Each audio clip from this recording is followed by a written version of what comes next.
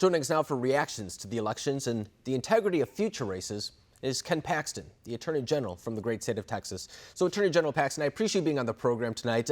We're just about 24 hours away from the Georgia runoff races and really the results that were coming in last night. And it does look that Democrats are poised to take those two seats. What's your response to those races? Well, it's obviously disappointing, especially since Georgia had so many election issues during the presidential race. Those were not resolved, and here we are again dealing with election issues. Yeah, and I think that that's all you can really say about it. We've spent the past couple of weeks talking about how important these races were, and there's a lot of Democrats today that are celebrating because they may not have that Republican check not only on Congress, but the potential of a Biden administration as well. But as an executive in your state as well, when you look at what happened in Georgia, do you think that there does need to be some reforms there moving forward before other future elections? No doubt. I mean, if you look at what we did in my state, we actually followed state law. Our legislators set up rules for how mail-in ballots were going to be done. There were numerous lawsuits to try to undo that. Harris County, Houston, Travis County, which is Austin. There were all kinds of lawsuits related to signature verification.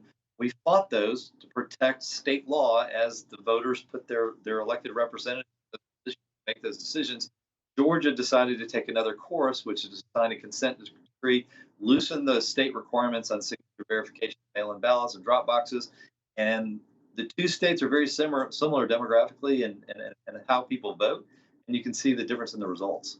I think that's a really good point because, for example, I think that there's two fronts really to have this conversation. One is to do so premeditatively, make sure that the safeguards are in place, make sure that, for example, when people go out on election day, that they are doing so in a way that is legitimate. But I think that's something else that we've seen over the past 2 months especially is what happens in an audit situation. I know that there are a lot of people who don't have faith in what happened on November 3rd, and they want to just be able to go back, for example, and make sure that the election results are indeed free and fair. Do we have a good indicator or a good state perhaps that does have an audit system that could bring that assurity to people who do have their own doubts? So one of the problems that we have is so many of these states did not do signature verification in so many different places. And so once you separate, because what you have to do is apply for a ballot and you get a mail-in ballot and then you sign on the envelope and you put your ballot in. They try to match the two signatures, the one from the application that you initially filed to the one you're voting with. Well, in this case, so many of those counties eliminated signature verification. So once they separate the ballot from the envelope, it's hard to go back and audit what happened. It was a perfect way if you were going to commit fraud.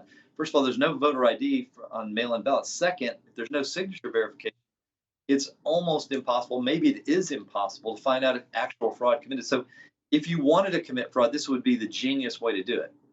And so when we're talking about that issue, then, is it something that a state has to take by their own measure, acknowledging the fact that states do have the power to run their own elections? Or is there some type of action, for example, that the federal government could take? Of course, today's January 6th. A lot of lawmakers are voicing their objections about the election results itself. But is there anything that the federal government can actually do, or does it come down to the states?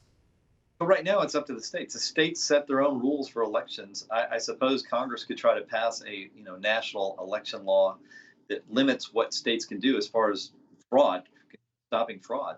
Right now, it's up to individual states. A lot of states have very loose, California, some of the western states had very loose mail-in ballot rules. Those states, when they closed down, automatically went to Biden. There was no, within seconds, they knew.